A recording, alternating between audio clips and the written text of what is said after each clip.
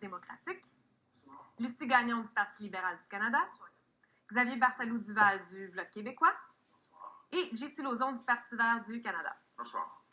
Alors, je vous explique grosso modo le déroulement de la soirée de ce soir. Tous les candidats auront 1 minute pour se présenter au début du débat.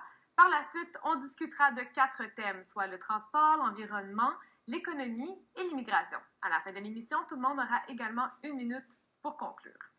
Donc, c'est avec M. Fortin. Oui, bonsoir, mesdames et messieurs. Mon nom est Raphaël Fortin. J'ai 35 ans. J'ai un bac en administration des affaires spécialisé en relations de travail. J'ai été candidat dans la circonscription de Verchères les Patriotes en 2008 et mon implication politique me vient avant tout de mes valeurs social-démocrates. En 2007, lorsque Tom Mulcair a fait le saut avec le NPD, j'ai décidé de joindre le parti qui représentait, à mon avis, les valeurs les plus proches des Québécois et des Québécoises. Alors, si aujourd'hui je suis de retour, c'est tout simplement parce que je crois qu'il y a encore du travail à faire. Il faut se débarrasser du gouvernement Harper et je crois que je serai la meilleure voix pour vous représenter à Ottawa. Je vous demande de me faire confiance. Je serai impliqué, présent, engagé et surtout très accessible pour vous. Alors, je vous souhaite un excellent débat et merci d'être là aujourd'hui. Merci. La question va comme suit. Le gouvernement du Québec a annoncé en grande pompe la semaine dernière son plan d'électrification des transports. Celui-ci vise, entre autres, à atteindre 100 000 voitures électriques et hybrides sur les routes du Québec d'ici 2020. Selon vous, quel devrait être le plan du Canada en termes d'électrification des transports? On commence par M. Fortin.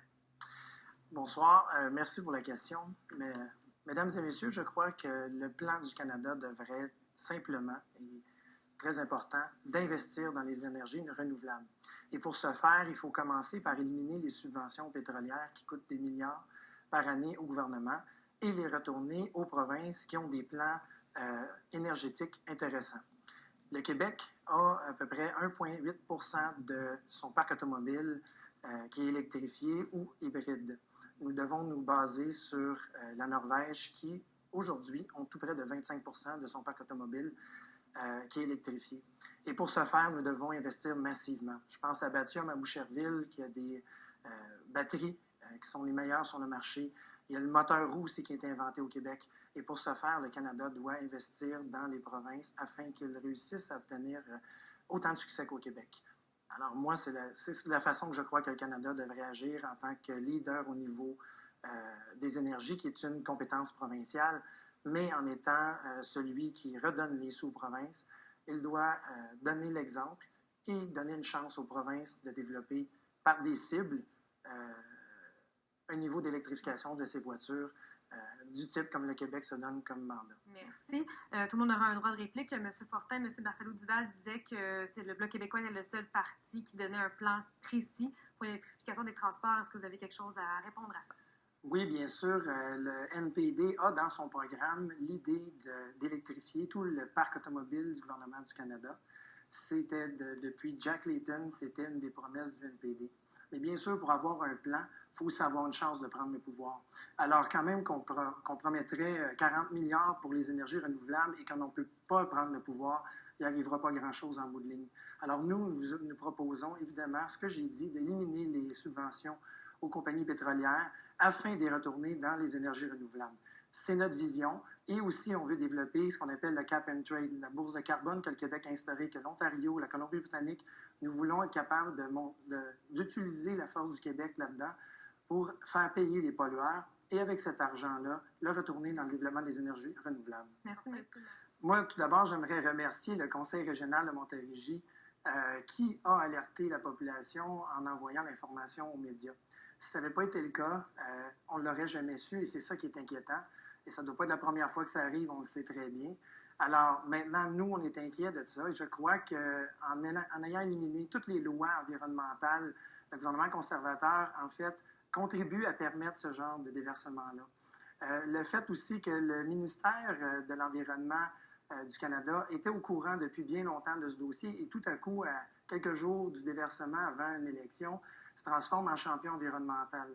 Alors, nous, on est inquiets de ça. Je crois qu'il faut savoir que les infrastructures ont été laissées pour compte à l'usine d'épuration des eaux de Montréal et les autres grandes villes.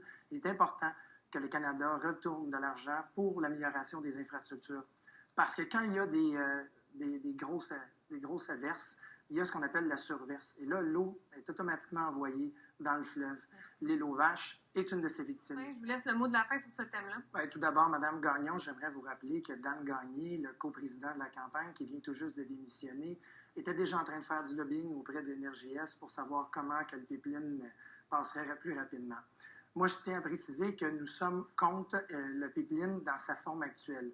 Pour qu'un pipeline soit acceptable ou tout autre projet de ce type, il faudrait qu'il y ait une acceptabilité sociale, ce qu'il n'y a pas pour l'instant, des retombées économiques réelles, ce qu'il n'y a pas pour l'instant, puis aussi que des études crédibles en environnement soient faites. Ce qui n'a pas été fait, l'Office national de l'énergie maintenant a été viscéré par les conservateurs.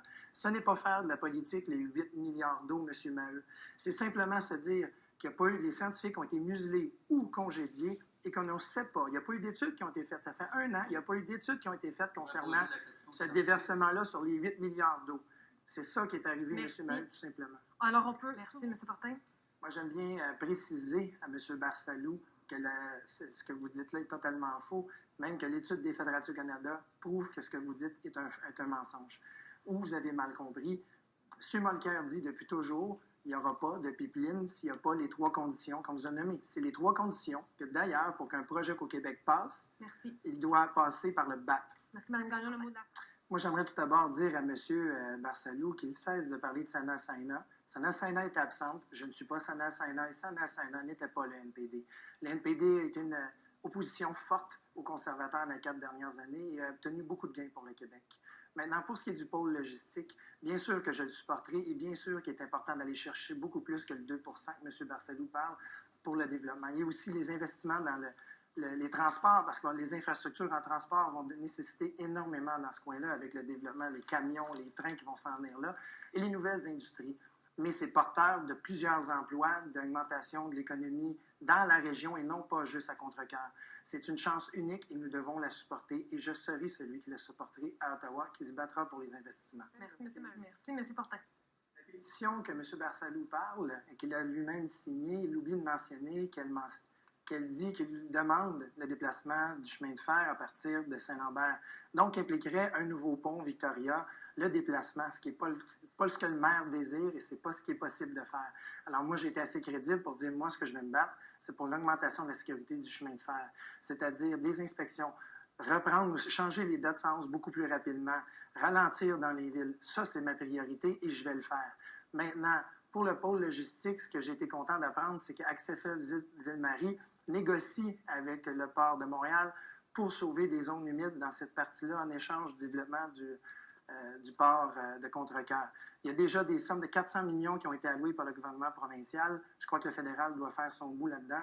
Et le développement manufacturier dont M. Maheu parle, il va de soi, mais ça, c'est municipal qui travaille ces dossiers-là présentement. Alors, moi, je peux juste dire que je supporte entièrement le pôle logistique de Contrecœur. Monsieur Fortin. Je voudrais juste rappeler à M. Barsalou que lorsqu'on signe une pétition, c'est comme signer un contrat, c'est qu'on s'engage à pousser pour tout ce qui est demandé dans la pétition. Et dans cette pétition-là, ça incluait de déplacer le chemin de fer à partir de Saint-Lambert. Moi, je ne peux pas m'engager à ça. M. Maheu, le mot de M. Fortin. Bien, dans ce cas-ci, le problème, c'est qu'on a jeté le bain avec l'eau du bain avec le bébé avec l'eau du bain, parce que peu importe. Vous comprenez ce que je veux dire? Je me rappelle du scandale à l'époque où il y avait des danseuses exotiques venant des pays de l'Est qui venaient travailler au Canada. Et à ce moment-là, ben, au lieu de régler le problème et de s'attaquer au véritable problème, les conservateurs ont tout simplement tellement mis les règles difficiles qu'il est compliqué maintenant pour nos agriculteurs d'obtenir des employés saisonniers dont ils dépendent pour leur agriculture. Alors, bien sûr, nous au NPD et moi, je trouve plutôt ridicule qu'il n'ait pas cet accès-là. Alors, c'est sûr qu'il faut assouplir les lois et qu'il faut amener les travailleurs étrangers à pouvoir venir s'intégrer au Canada lorsqu'ils viennent travailler, assouplir les lois à ce niveau-là. On ne parle pas de voler nos jobs, là, on parle de gens qui manquent d'employés, alors ils nous demandent de l'aide pour être capables de faciliter leur travail comme producteurs agricoles. Et c'est clair qu'il faut que la loi soit révisée, que ça soit beaucoup plus souple pour eux, qu'ils prennent moins de temps et d'énergie et d'argent à faire des demandes pour des travailleurs étrangers. Alors, On peut juste être pour cette loi-là. Et ce que M. Barsalou parle, c'est un non-sens, effectivement. Alors, je crois que les conservateurs sont très responsables de la situation actuelle de nos fermiers, surtout avec l'ouverture de la gestion de l'offre. Merci, M. Fortin. Moi, je vous demande ce soir de faire un choix. Le 19 octobre prochain, vous allez devoir choisir votre représentant. Je crois que vous avez besoin d'un député qui sera présent, accessible et engagé, et surtout qui se préoccupera de la circonscription. Moi, je vais travailler avec mes adversaires qui sont ici, j'en ai déjà discuté, pour faire avancer, comme M. Lauzon l'a dit, dans chaque parti, il y a de bonnes choses. Et c'est comme ça que je vais aller à Ottawa vous représenter pour faire avancer nos dossiers. Moi, je suis avant tout québécois, mais en même temps, le Québec fait partie du Canada. Alors, au lieu d'aller bloquer, je désire faire fonctionner le Canada et apporter des solutions. Je vous demande, le 19 octobre prochain, de me faire confiance. Vous savez très bien quelles sont les valeurs du NPD. Nous défendons la classe moyenne, les gens les plus démunis, et nous sanctionnons les plus grandes entreprises qui polluent. Alors, je vous demande le 19 octobre prochain, faites-moi confiance et je serai le député que vous aurez choisi qui vous représentera le mieux à Ottawa. Merci, Mme Gagnon.